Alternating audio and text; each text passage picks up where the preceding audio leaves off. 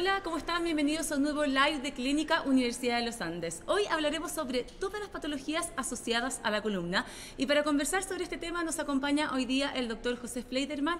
Él es traumatólogo de columna de la Clínica Universidad de los Andes. Muy buenos días, doctor. ¿Cómo está? Buenos días, ¿cómo estás tú? Muy bien. ¿Y usted cómo está?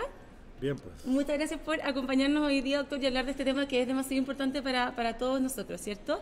Vamos a comenzar con la pregunta más general. ¿Por qué es importante, doctor, tener una buena salud lumbar?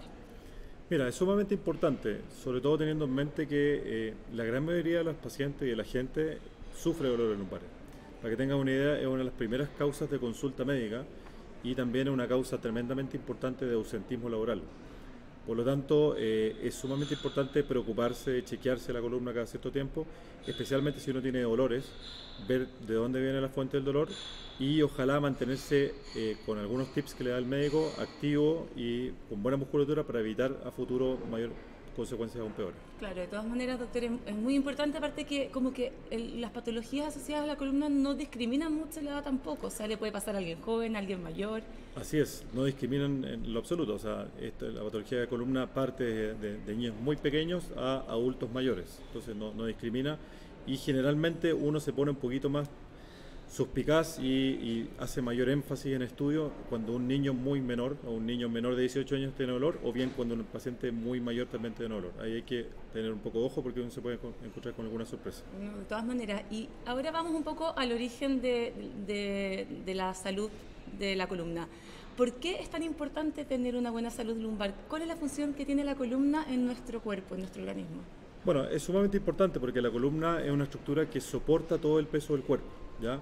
Permite la movilidad y permite que uno se pueda flectar hacia adelante o agacharse y estirarse hacia atrás, soporta todo el peso corporal y a su vez también protege todas las estructuras que nosotros llamamos neurales. Por lo tanto, por dentro de la columna va todo lo que se llama inicialmente la médula y después las raíces nerviosas que permite que nosotros podamos caminar, podamos sentir las piernas, podamos movilizarnos, orinar, defecar, todo. Por lo tanto, es una estructura tremendamente importante de la espalda. Claro, de todas maneras, doctor. Y con respecto a las principales patologías asociadas a la columna, ¿cuáles le gustaría destacar y que son las más recurrentes que tienen consulta? Bueno, lejos lo más recurrente como consulta es el lumbago. Entonces, lejos lo más recurrente es el lumbago, pero para que se hagan una idea, el lumbago es una enfermedad que es bastante benigna en cuanto a su evolución. La gran mayoría de los lumbagos son de origen muscular. Por lo tanto, uno recién se pone a estudiar estas enfermedades cuando el paciente ese tiempo de evolución supera los plazos habituales en que se recupera en forma habitual. Y bueno, dentro de eso, cuando uno ya se pone a estudiar, las patologías más frecuentes son las discopatías, que son desgaste de los discos, problemas de tipo facetario, que son problemas de tipo de inflamación de articulaciones o bien artrosis de las articulaciones de la espalda, que se llaman las facetas. Dentro de las discopatías están cuando ya las hernias, es cuando el disco se sale hacia el canal y comprime algún nervio, que pueden ser hernias a todo nivel, tanto a nivel del cuello, cervicales, a nivel lumbar. También existen problemas asociados también al desgaste de la columna, como estrecheces en el canal, que se llama estenorraquis lumbar, deformidades, se ve cada vez más frecuente, sobre todo que la población va envejeciendo. Hay mucha gente que está consultando ya por deformidades que son bastante severas, que se llaman las escoliosis degenerativa o la cifosis, y distintas otras patologías como trauma, etcétera. Pero lo más frecuente es lo que te nombré. Claro, ahora vamos a ir desglosando una por una. Por ejemplo, el lumbago. Tú decías que es una patología que es muscular, ¿cierto? No siempre es muscular. La mayoría de las veces, la gran mayoría de las veces, cuando uno tiene un primer episodio de dolor lumbar, cerca de más del 80% de las veces es netamente un tema de tipo muscular. Son microdesgarros, pequeñas contracturas musculares, ¿ya? Pero ese lumbago, lo normal es que tenga un curso benigno y que pase en un plazo de no más allá de 3 semanas. No debiese sobrepasar 3 semanas con dolor. Cuando el paciente persiste con dolor o va increciendo ese dolor y no mejora con los analgésicos, cuando nosotros entramos como especialistas a estudiar. ¿Y solo se manifiesta con dolor? El lumbago en sí es dolor, es principalmente dolor. Y el lumbago se define como un dolor que está localizado desde la última costilla hasta el sacro. Esa zona es la zona del lumbar. ¿Esta parte de abajo? El sacro es la parte de más abajo, es la colita, es la zona de acá. El sacro en este caso sería esto, eso es el sacro. Entonces el lumbago es un dolor que está localizado desde aquí hasta acá. Y que puede ser de un solo lado o puede estar irradiado como en faja, acá. Y también puede tener a veces algún grado de irradiación hacia los glúteos o piernas. Ahora, esa irradiación no debiese sobrepasar la rodilla hacia abajo. Cuando esa irradiación sobrepasa la rodilla es lo que se llama la ciática, que es totalmente diferente. O sea, eso ya pasa a llamarse lumbociática. Porque, y ahí la diferencia que hay que tener en mente es que cuando uno tiene una ciática, o sea, el dolor baja hacia a la pierna o al pie, o bien tiene también hormigueo o debilidad, ahí hay que ver que no tenga comprimido algún nervio en la columna. Perfecto. Y con respecto, por ejemplo, a las hernias, ¿también pueden salir en distintas etapas de la vida? Las hernias pueden salir en distintas etapas de la vida, pero habitualmente, generalmente las hernias es una enfermedad que se da en el adulto joven o laboralmente activo. Generalmente se dan más o menos como entre los 25 o 30 años hasta los 50 años. Ya. Pueden salir en cualquier momento de la vida, pero como te digo, ese es el rango de edad que es más habitual. ¿Y por qué se producen las hernias, doctor? Las hernias se producen principalmente porque ya el paciente viene con algún disco desgastado. O sea, las hernias no se producen en discos que estén totalmente sanos, sino que habitualmente se producen en discos que ya vienen con algún grado de desgaste. Ese desgaste va disminuyendo la cantidad de agua que tiene el disco y a su vez se producen pequeñas roturas de la circunferencia del disco que se llama el anillo fibroso, que en este caso es esto de acá. Todo lo que es el anillo acá se va rompiendo y el centro del disco, que es como una gelatina, se sale y comprime el nervio, y eso es una hernia. Ahora, como te decía, para que uno tenga una hernia ya tiene que haber tenido un disco desgastado. Probablemente el paciente ya tiene que haber sentido algún grado de dolor lumbar y probablemente no lo pescó o no lo pesquisó o no lo estudió, pero después de eso, frente a algún evento, o hay veces que sin ningún evento desencadenante, se generan las hernias. ¿Y por ejemplo hay hernias que se operan y otras que no requieren cirugía? Así es. Que uno tenga una hernia en la columna no es sinónimo de cirugía. Ya. O sea, eso es importante tranquilizar a los pacientes, que cuando uno le diagnostican una hernia no significa que tenga que operarse. Es más, cuando se han hecho estudios que han tomado resonancias a pacientes totalmente asintomáticos, sin ningún tipo de dolor, y de esos, de 10 resonancias, alrededor de 3 pacientes salen con hernia. O sea, alrededor de un 30, un 40% aparecen hernias en la resonancia y el paciente probablemente se va a morir sin saber que tenga una hernia. Por lo tanto, uno solamente opera las hernias que producen compresión de nervio y esa compresión se mantiene en el tiempo. Si nosotros con las medidas habituales, que son los medicamentos, la kinesiología, eventualmente infiltraciones en la columna, el paciente persiste con la ciática y persiste con el dolor radioso de la pierna, ahí es cuando nosotros entramos a tener que operar la hernia para evitar que ese nervio que está apretado por la hernia tenga algún daño crónico. Ah, perfecto. Y con respecto, por ejemplo, al postoperatorio, ¿tiene que tener algunos cuidados en especial el paciente? Quizás suponer actividad física o... Bueno, siempre el postoperatorio de toda enfermedad el paciente se tiene que cuidar. Sí. ¿Ya? Y en ese sentido, puntualmente hablando de la columna, lo ideal es que el paciente las primeras 2 o 3 semanas son muy muy importantes respecto al cuidado.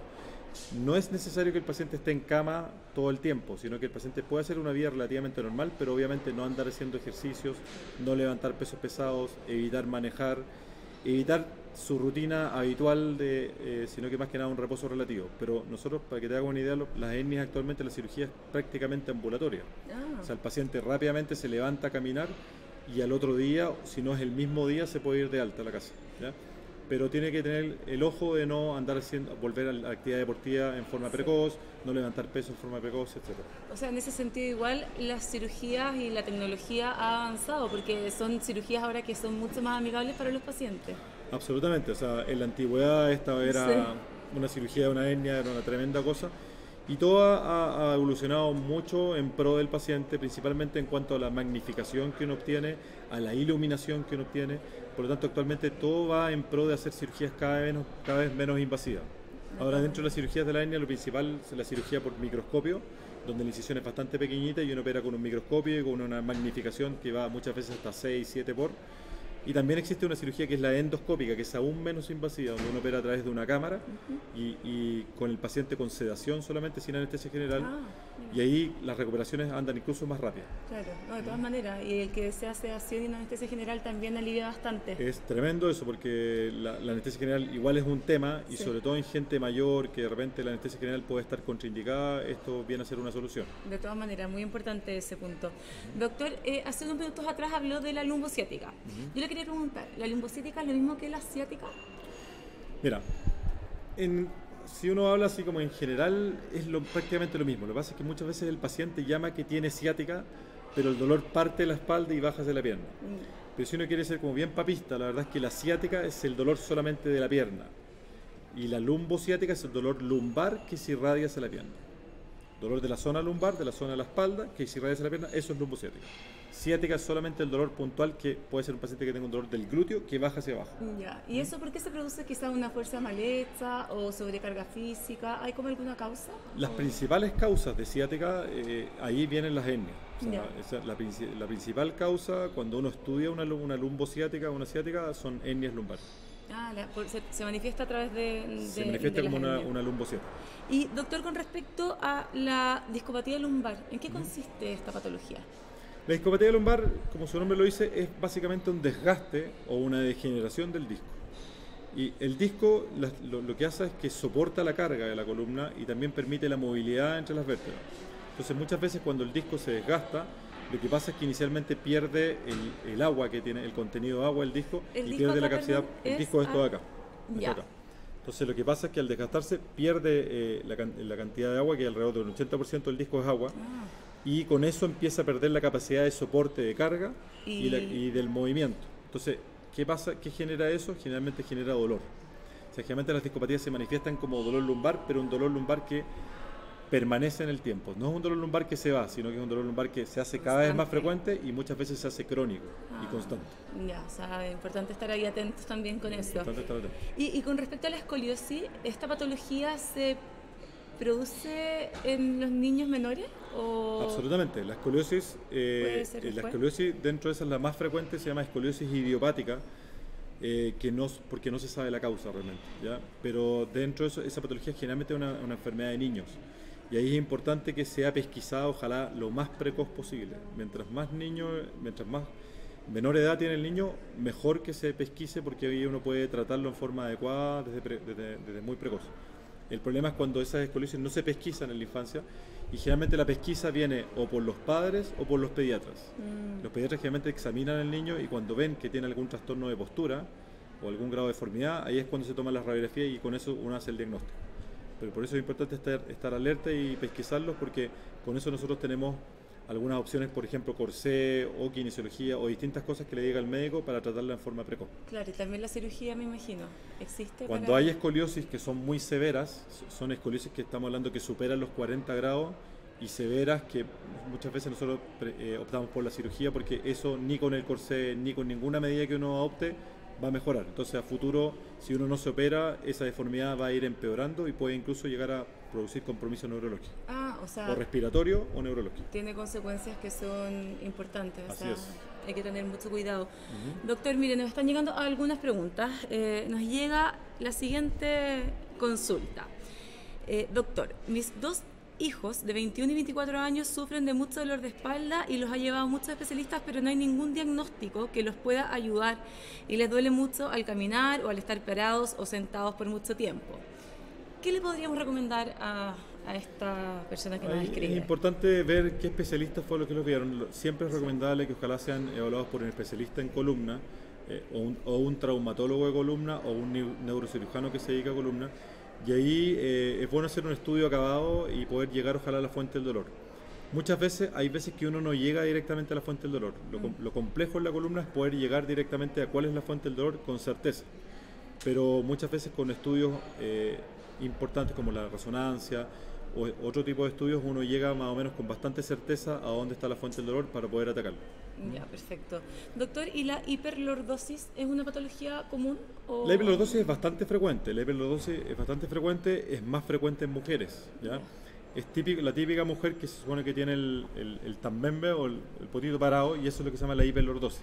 Y eso básicamente, la consecuencia que puede tener es que uno sobrecarga con esa postura las articulaciones que se llaman las facetas y puede producir un dolor que se llama facetario por sobrecarga y por inflamación, y muchas veces incluso artrosis de las articulaciones facetarias por una postura de compresión mantenida de esa faceta. O sea que también puede producir consecuencias tener esta patología. Así es. ¿Y cuál es el tratamiento que se realiza? Esa patología lo más recomendable es algunos hábitos, por ejemplo, evitar el uso de tacos muy altos, porque cuando uno ocupa los tacos tiende a curvar la columna hacia atrás, tiende a producir lo que se llama la lordosis. Y otras cosas también es fortalecer la musculatura abdominal, que con eso generalmente uno trata de contener la espalda y mejorar un poco la postura. Ya, sí, el tema de los tacos es demasiado importante, porque un taco me imagino que es importante. Sí, el tema de los tacos es un tema importante porque cuando uno anda, las mujeres sobre todo andan con tacos muy altos, eso genera algún grado de trastorno en la postura. Y generalmente ese trastorno es más más que nada se genera una curvatura en la espalda y se llama la lordosis. Sí, y me imagino que también hay tacos que quizás son más dañinos que otros. Quizás está el taco que tiene una superficie un poquito más grande versus un taco aguja que por supuesto que ese te produce una estabilidad terrible. O sea, el taco aguja tendría que ser peor. Sí. Doctor, vamos a hablar ahora de la fractura de la columna. ¿Por qué se puede producir una fractura lumbar? Las fracturas de la columna se producen generalmente, nosotros llamamos que tienen una distribución bimodal, o sea, en dos principales rangos de edad. En gente joven, ahí son traumas generalmente de alta energía, ¿ya? Y ahí estamos hablando de accidentes automovilísticos, caídas de altura, algunos accidentes deportivos, etcétera, ya atropello, estamos hablando que tiene que ser el trauma de alta energía. Pero en gente mayor cambia el escenario. Y actualmente, como estamos viendo, la población va envejeciendo y de repente en gente mayor que tiene osteoporosis asociada, que no ha sido tratada, basta de repente un mínimo movimiento, incluso toser fuerte, algún paciente que haya estado con algún resfrío, una neumonía, toser fuerte para que se pueda fracturar una vértebra. O sea, tan sensible es en esta etapa ya de la adultez. Así es, en la etapa de la adultez basta una pequeña caída, como te decía, o un mecanismo pero muy poco agresivo para que se genere la fractura. Sí, hay que tener mucho ojo con eso. Y con respecto al factor hereditario, doctor, ¿influye, por ejemplo, en la salud lumbar? O sea, si yo tengo, no sé, mi papá o mi mamá, son personas que han tenido hernias, que quizás han tenido que operarse, ¿es probable que yo también venga con esa carga genética? Absolutamente. ¿Sí? Para que tú tengas una idea, es lejos el factor más importante. O sea, el factor hereditario, en todo lo que es el desgaste de los discos y en la patología que se produce en la columna, es el factor más importante por lejos. Y lamentablemente frente a eso actualmente no existe mucho que hacer. Claro. Pero si uno tiene algún antecedente familiar de enfermedades de columna, muy probablemente hay que ponerse las pilas y hay que chequearse con el médico porque muy probablemente viene por ese lado. De todas maneras, y ahora justo vamos a hablar de ese tema, de la importancia de cuidar la columna. ¿Cómo podemos cuidar la columna, por ejemplo? ¿Cuál es la recomendación más importante? La mayor recomendación es mantenerse activo, mantenerse haciendo ejercicio y eso implica en el fondo mantenerse con buen peso, con buena musculatura. Dentro de los músculos primordiales que uno trata y siempre le advierte a los pacientes que tiene que fortalecer son los abdominales. Tienen que tratar de mantener una buena musculatura y una buena prensa abdominal, a su vez también ojalá una buena musculatura lumbar, pero principalmente los abdominales. Entonces, si uno se mantiene con buen peso, se mantiene con buena musculatura, haciendo ejercicio en forma permanente y evita algunas posturas o levantar pesos pesados, evita fumar, el cigarro también, se habla que el cigarro está implicado dentro del desgaste de los discos. Evita el sedentarismo, la obesidad, uno debiese mantener una buena salud de la columna. De todas maneras, y con respecto al ejercicio, ¿hay algunos deportes o alguna actividad física que sea más recomendable que otra? Cuando ya uno tiene una enfermedad en la columna, uno tiende a recomendar evitar deportes de impacto. Y impacto implica todo lo que es rebote, o sea, saltar, porque cuando yo, por ejemplo, ya tiene algún paciente que tiene algunos discos desgastados, discopatía, como el disco es el que absorbe la carga, si uno se pone, ponte tú, a trotar en forma permanente o a hacer deportes de salto permanente, obviamente va a andar peor y ese disco lo va a empeorar. Pero en general, si un paciente no tiene enfermedades de la columna, no hay problema en que pueda hacer todo tipo de ejercicio y que se mantenga con buena musculatura, con buena tonificación muscular a todo nivel. Y se está pensando en columna principalmente a nivel abdominal. Claro, y por ejemplo, ¿las pesas sirven para fortalecer la musculatura de la columna? Siempre todo lo que es pesas y repeticiones seriadas de pesas, claro, obviamente te va a tonificar y te va a fortalecer la musculatura. Y con respecto al peso, por ejemplo, una persona que tiene obesidad o que tiene sobrepeso, ¿podría tener eventualmente más patologías asociadas a la columna? Claro, dentro de los factores que están implicados en el desgaste de los discos, por ejemplo, las discopatías y toda la implicancia que puede traer eso, dentro de los factores asociados a esto está la obesidad, de todas maneras.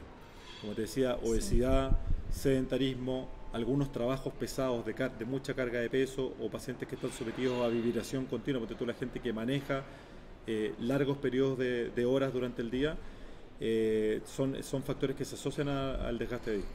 Sí, es verdad, y con respecto también a los trabajos de escritorio, o sea, mucha gente trabaja frente a un computador. Largas horas del día y muchas veces no se da ni cuenta, está 4 o 5 horas sentada. Sí. Para que te hagas una idea, se han hecho trabajos que han medido la presión dentro del disco, se hacen mediciones de la presión dentro del disco con distintas posturas. Y la postura que ejerce mayor presión sobre el disco y a futuro eventualmente mayor desgaste, son posturas de estar sentado y sobre todo inclinado hacia adelante, claro. flectado. que son las peores posturas. Entonces, en muchos lugares, en oficinas ya se está adoptando que la gente trabaje de pie. Trabaje de pie, así como estamos nosotros acá, con el computador acá, y trabaja todo el día de pie. Cuando uno está de pie, tiene algún grado de tonificación muscular, y eso permite mantener una postura erguida. Cuando uno tiene la musculatura tonificada, descomprimen algo los discos, versus que cuando uno está sentado. Y por ejemplo, si tienes un trabajo donde estás 8 horas sentado, ¿cada cuánto tiempo recomiendas tú que esa persona haga pausa, salga a caminar 5 minutos aunque sea? Yo siempre le digo a todos mis pacientes que lo recomendable sería cada 1 hora hacerse una pequeña pausita, aunque sean 1 minuto de caminar y volver a su lugar de trabajo. Y eso le va a ayudar bastante en tratar de descomprimir ese disco y evitar una presión mantenida sobre ese disco. Claro, tenemos que estar conscientes todos los que trabajamos frente al computador. Hay que estar conscientes frente a eso, o eventualmente adoptar una postura, trabajar de pie. O sea, créeme que en muchos lugares, en países desarrollados, en Estados Unidos, en Europa, y en muchas oficinas se está adoptando eso, que la gente trabaja de pie. Claro. Trabaja de pie, con sus laptops de pie y así. Y por ejemplo, si tienes que estar eventualmente sentado, ¿cuál es la mejor postura que tú podrías recomendar para no sufrir como... La mejor postura, si tienes que estar sentado, es siempre con la espalda bien apoyada, que tú sientes que tu espalda queda bien apoyada en el respaldo, y lo otro, ojalá que tengas un apoyabrazos a ambos lados para que puedas reposar tus brazos. ¿Es importante quizá tener un apoyapiés o no? ¿Tener un apoyo sobre más que...? No necesariamente. No necesariamente. Pero obviamente que si te van a quedar los pies colgando, sí. Pero si tienes los pies bien apoyados, no es necesario. Y con respecto al taco también que habíamos hablado hace unos minutos atrás, el taco en mujeres, ¿cuántos centímetros recomiendas tú que es lo adecuado? Mira, la verdad es que no hay ningún estudio que te diga X centímetros son adecuados. De hecho, es más, hay muchos pacientes que han andado toda su vida con taco y nunca han tenido un problema. Sí. Y muchos pacientes incluso que uno trata, que hablan de que andan peor con zapatos bajos que con tacos. O sea, que con tacos no sienten dolor y con zapatos bajos sí. Entonces, la verdad es que frente a eso no hay como alguna que yo te pudiese decir, mira, salió tal estudio que te dice que no más de tantos centímetros. Pero en general, sobre 10 centímetros es recomendable, ojalá, tratar de evitar tacos que sean muy pronunciados. De todas maneras. Bueno, y para ir cerrando esta interesante entrevista que ha estado con muy buenas recomendaciones, la idea es que cerremos en esta oportunidad entregándole consejos a quienes nos están viendo sobre la importancia de una salud lumbar y que le hagas un llamado a el cuidado, a tener una buena alimentación y también a la importancia de la actividad física, que ya lo conversaste anteriormente. Bueno, efectivamente, la verdad es que el deporte es primordial en todas nuestras actividades, no solamente para mantener una buena salud de la columna, sino que a nivel cardíaco y a todo nivel es importante mantenerse activo. Entonces, si uno quiere realmente mantener una buena salud, hablando puntualmente de la columna, lo más recomendable es que se mantenga con un peso adecuado, acorde a la talla, que se mantenga haciendo ejercicio en forma regular, fortalecer la musculatura abdominal, evitar andar levantando muchos pesos en forma frecuente y mal levantamientos de peso mal realizados. Y en caso que tengan dolores que se hacen cada vez más frecuentes, más recurrentes o bien más permanentes, es bueno siempre consultar, porque es preferible ojalá pesquisar algo en forma temprana que pesquisar algo cuando ya es muy tardío y eventualmente puede requerir incluso una cirugía cuando ya no se tuvo el cuidado adecuado. De todas maneras, y como última recomendación, doctor, ¿cuál es la mejor manera de agacharse? De repente no nos damos cuenta y nos agachamos de una forma o de otra. ¿Cuál es la que recomiendas tú para tener una buena salud? La mejor manera de agacharse y lo más recomendado es con la espalda recta, o sea, evitar agacharse hacia adelante, sino que más que nada hacer una flexión de rodilla en este sentido, flexión de rodilla y la espalda recta y ahí agacharse a recogerla con un poquito. No agacharse con las rodillas extendidas y doblándose hacia adelante. Claro, que de repente hay gente que se agacha y queda ahí y no se puede mover después por este movimiento mal hecho. Así es. Bueno, doctor, cerramos entonces con esta interesante recomendación que nos acabas de hacer. Te agradecemos el tiempo y la buena disposición con nosotros también por esta entrevista. Ok, muchas gracias. Y les agradecemos a todos los que nos vieron hoy día. Nos pueden mandar las preguntas que quieran, como siempre, vamos a estar muy atentos. Así que los dejamos invitados a una próxima edición de Facebook Live la semana que viene. Que estén muy bien y que tengan un muy buen día. Chao, chao. Chao, chao.